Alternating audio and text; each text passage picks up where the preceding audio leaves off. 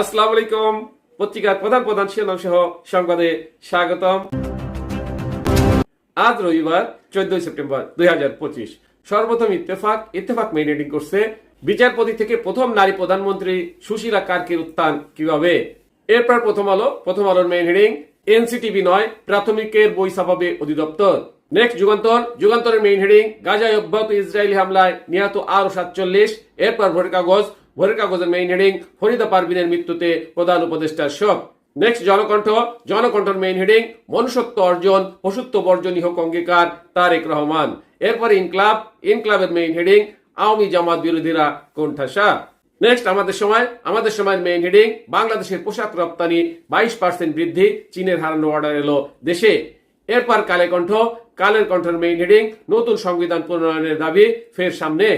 Next জয় দিনের main heading Farida পারভিনের মৃত্যুতে প্রধান উপদেষ্টা ইউনূসের শোক। এরপর সমকালের মেইন হেডিং জাকসু নির্বাচন কোথাও ছাত্রদল নেই।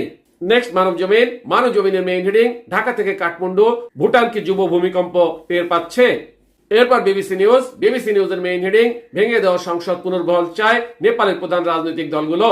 সর্বশেষ আরটিভি নিউজের মেইন হেডিং গাজা দখলের হামলার তীব্রতা বাড়ছেই, একদিনে আরো 62 ফিলিস্তিনিকে হত্যা। এতক্ষণ শুনলেন পত্রিকাগুলোর প্রধান শিরোনাম।